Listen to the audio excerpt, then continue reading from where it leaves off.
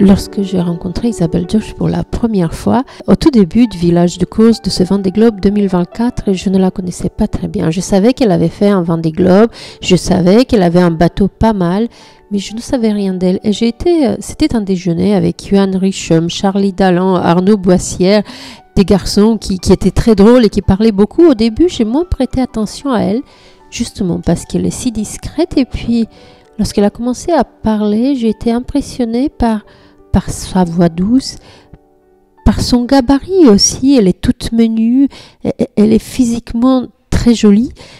C'était une sorte de sentiment de force et fragilité à la fois. C'était très beau, c'était très doux. C'est cela le mot. Et je pense qu'ensuite, j'ai plusieurs fois pensé à elle, à cette douceur, à cette gentillesse, à cette bienveillance, à ces côtés intriguant en fait, mais bon, j'ai enchaîné les vidéos ici sur YouTube, je n'ai pas vraiment eu le temps de me pencher sur qui elle était réellement, quel est son parcours. Je savais qu'elle était franco-allemande, qu'elle est née à Munich en 77, mais finalement, je savais peu d'elle. Comment passe-t-on d'une enfance en région parisienne, en Suisse et en Allemagne, puis d'études de littérature au monde si particulier de la voile, et comment arrive-t-on à faire un Vendée Globe? Et surtout, comment elle, Isabelle Josh, qui a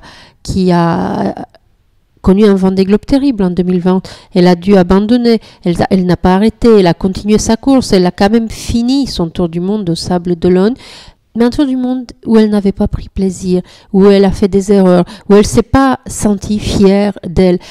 En même temps, lorsqu'elle prend le départ de ce Vendée Globe, je ne peux pas m'empêcher, et surtout maintenant, parce qu'elle va rentrer dans l'Indien, je la vois à la fois ce matin trop heureuse d'avoir du vent dans ce... On l'a vu sur ces images, elle est contente d'avoir enfin du vent, de descendre vers le sud, rejoindre les autres dans l'océan Indien, mais n'a-t-elle pas peur de cette tempête qui lui avait cassé sa quille la dernière fois? N'a-t-elle pas peur, parce qu'elle a aussi cassé dans la Jacques Vabre, n'a-t-elle pas peur Et finalement, dans cette vidéo que j'ai vue aujourd'hui, j'ai toute la réponse. Non, elle n'a pas peur, elle a envie. Elle a envie d'y aller. Changement d'ambiance radical. Ça y est, je crois que j'ai touché du vent. Et cette fois-ci, c'est parti. Parti en direction des 40e.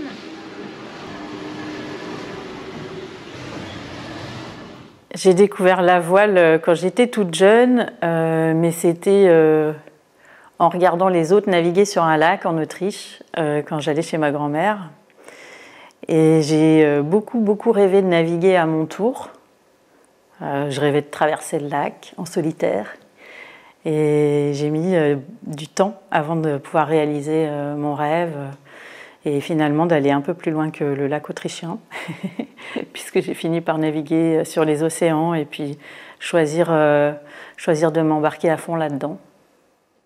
Isabelle Josh, née à Munich, découvre la voile à seulement 5 ans, naviguant en optimiste sur les lacs autrichiens lors de vacances familiales. Cet environnement calme contraste avec le grand large qui l'appellera plus tard. Elle en parle plusieurs fois dans des interviews. Elle dit s'imaginer, même lorsqu'elle fera la mini transat plus tard, revoir les bords de ce lac autrichien.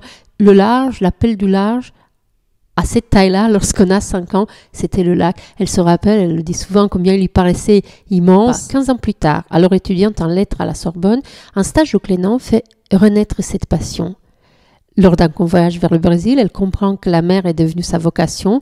À 27 ans, elle se lance dans la Mini Transat, achète son premier bateau et en 2007 remporte la première étape de cette traversée en solitaire de l'Atlantique.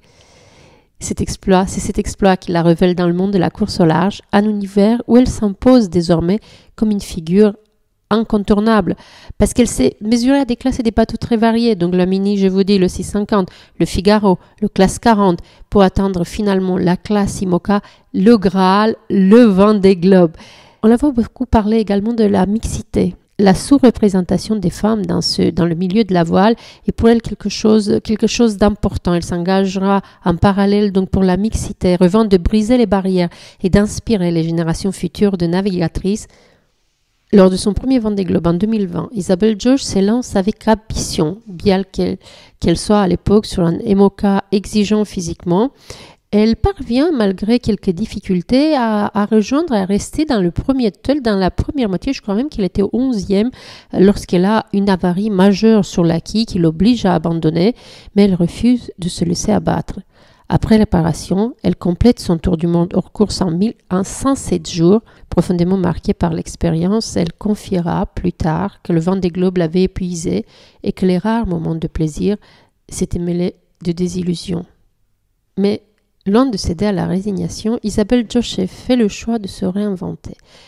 Je cite un article du Figaro. Elle entreprend un travail de fond, une remise en question totale, décidant de repartir sur une page blanche. Son nouvel état d'esprit, sans pression, pour voir ce qu'il se passe, semble porter ses fruits parce que l'année dernière, elle se classe 9e de la Route du Rhum et obtient à nouveau une 9e place lors de la course retour à la base. Des performances de haut niveau qui témoignent du travail qu'elle a fait d'elle-même, sur elle-même. Et d'ailleurs, elle le disait juste avant le départ de ce Vendée Globe, je la cite, « Je me sens mieux préparée. J'ai développé ma résistance au stress que je n'avais pas il y a 4 ans. » Alors, plutôt que de parler moi, je vais la laisser, elle, parler, nous raconter ce qui s'est passé en 2020 et comment elle prépare ce début de ce Vendée Globe 2024. On va se quitter sur ces paroles. L'idée du Vendée Globe, alors elle m'a été suggérée assez tôt. Finalement, je crois qu'après ma première mini transat, il y a déjà des gens qui sont venus me dire « Est-ce que ça ne te dirait pas de monter un projet de Vendée Globe ?» J'étais jeune, je devais avoir 28 ans et j'avais très peu d'expérience du large. J'avais l'expérience de ma mini transat et c'est à peu près tout. C'est pas évident de résumer un Vendée Globe en quelques minutes. Il y a pas mal de souvenirs qui vont rester, je pense, tout le temps dans ma mémoire. Mais si j'avais un mot pour résumer tout ça, c'est la difficulté. Moi, je savais que ça allait être dur, mais je pense que je ne voyais pas les difficultés là où elles se sont présentées. Et finalement, le plus dur, ça a été de gérer. Ça a été de me gérer moi dans les situations difficiles qui se présentaient au fil de la course. Et ça, c'est quelque chose que je pensais avoir dépassé, je pensais avoir préparé d'un point de vue mental, psychique. Je pensais aussi qu'on avait bien travaillé sur la préparation du bateau. Et puis, j'ai eu l'impression de rencontrer un mur, en fait. Déjà, je me suis rendu compte que j'avais des attentes et que ça, c'était extrêmement dur C'est dur en fait de partir avec des attentes parce que le principe du Vendée Globe, c'est qu'il ne se passe jamais ce qu'on attend. Donc déjà, d'emblée, on est déçu. Et il a fallu tout le temps m'adapter et je crois que j'ai dépensé beaucoup d'énergie à juste accepter ce qui se donnait. Clairement, j'étais déçue au début de ma course parce que j'ai traversé la première tempête au mauvais endroit. J'ai eu peur de déchirer mes voiles, j'ai eu peur de devoir retourner au Sable d'Olonne avec une avarie, donc j'ai fait un mauvais choix de route et ça m'a coûté beaucoup. Et du coup, j'ai été frustrée pendant toute la descente de l'Atlantique, frustrée de ne pas être là où je voulais être, de ne pas être assez rapide, de plein de choses en fait. Et puis après, je suis rentrée dans les mers du Sud. Et il y a eu un petit miracle, c'est que j'ai réussi à rattraper le groupe des premiers. Et puis là, la course, pour moi, elle a démarré à ce moment-là. Je me suis dit, OK, j'ai une deuxième chance.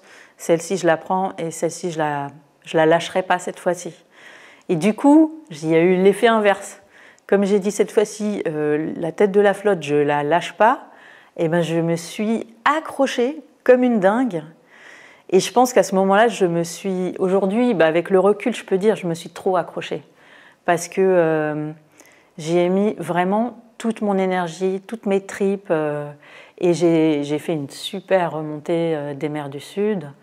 J'ai été fière de moi, mais j'ai laissé énormément d'énergie et Je pense qu'il y a eu un côté où je me suis bien sacrifiée là-dedans pour surtout pas lâcher le top 10.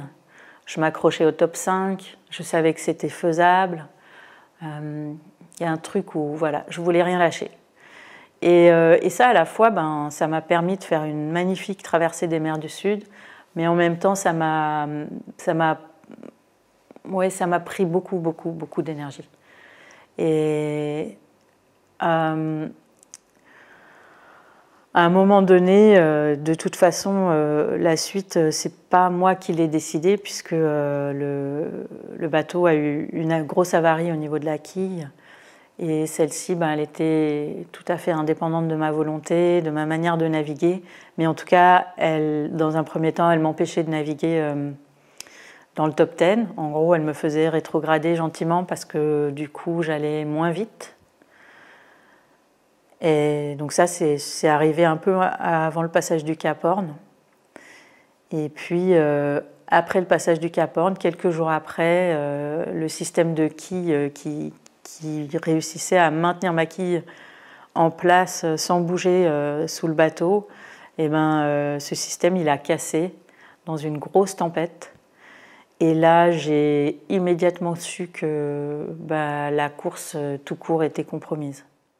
C'est toujours violent, une histoire qui s'arrête comme ça. Et puis souvent, ça s'arrête comme ça, en fait. Ça s'arrête avec un crack, un bruit qui nous prend aux tripes, on ne sait pas d'où ça vient, et souvent, l'histoire, elle s'arrête pile à ce moment-là. Si j'ai choisi de finir, déjà, j'ai pas décidé tout de suite que j'allais terminer mon parcours hors course. Sur le moment, je crois que j'étais tellement en colère, j'avais tellement dépité que je me suis dit si c'est ça, je laisse le bateau au Brésil. Un peu en mode si c'est ça, je rentre en avion. Et puis il s'est passé quand même pas mal de jours avant que j'atteigne le Brésil. Ça m'a laissé le temps de réfléchir, de prendre du recul, d'accepter la situation. Et là, je me suis rendu compte, mais c'est venu tout seul, que c'était pas possible que je rentre en avion. En fait, c'était pas possible que je ne que je rentre pas avec mon bateau à la maison. Aujourd'hui, j'ai parfaitement bien digéré ce qui a été vécu en 2020. Je l'ai pas vécu comme un échec. Je suis très fière de ce que j'ai pu faire. Et puis, j'ai vu des choses. J'ai vu que ce que je dis tout le temps, le Vendée Globe, c'est un miroir grossissant de soi-même. Voilà, ça m'a appris plein de choses. Pour moi, c'est une histoire parfaitement intégrée et qui me va. J'ai pas d'amertume du tout. Après, si j'ai envie de repartir aujourd'hui, je pense que c'est pour vivre une histoire qui n'a rien à voir. C'est pas regarder en arrière et faire autrement, c'est juste ouvrir une page neuve. Enfin, c'est comme on ouvre un nouveau livre et on redémarre un truc. Et je sais que je peux aussi m'arrêter en cours de route. Ça peut arriver. C'est pas parce que c'est arrivé une première fois que là, il y a moins de chances que ça arrive en fait. Il y a toujours la même proportion, en fait, la même probabilité que ça arrive. Et ça, c'est OK. Alors, mes ambitions, c'est vraiment dur de réussir à placer, en tout cas, un chiffre, si on parle de chiffres et de classement. C'est vraiment dur parce que quand je regarde la liste des bateaux qui vont partir, mon bateau qui est donc exactement le même qu'il y a 4 ans et qui n'a pas été modifié du tout, il pointe à la, je crois, 26e position en termes de potentiel de vitesse. Donc en gros, si je navigue bien, mais pas trop, et pas trop mal, je termine à la 26e place. Maintenant, moi, je pense que je peux faire beaucoup mieux parce que j'ai vu sur les dernières transats que j'étais capable de faire vraiment des beaux résultats. Je termine 9e sur la route du Rhum, 9e au retour à la base. Je pense que je peux faire mieux. Alors, sur un Vendée Globe, rêver d'un top 10, c'est un objectif super ambitieux, mais en tout cas, je ne me l'interdis pas. Un Vendée Globe réussi, ce sera en tout premier un Vendée Globe où je vais me faire plaisir. Parce que autant il y a 4 ans, franchement, la dimension plaisir, elle était un peu endormie et elle est passée derrière tout le reste. Et ok, je l'ai fait une fois, c'est ok, j'accepte. Mais cette fois-ci, non, je pense que le plaisir aura une place beaucoup plus importante. C'est vraiment, enfin pour moi, un Vendée Globe, c'est une histoire entre soi et soi. C'est pas que le fait de partir pour un sponsor, pour une équipe, pour un classement sportif, mais il y a aussi ce côté, ouais, un peu la dimension intérieure en tout cas chez moi, c'est vraiment important. Et aujourd'hui, clairement, j'y vais pour me faire plaisir et être dans le match. En fait, c'est vraiment pour me montrer, me rappeler que les deux sont compatibles.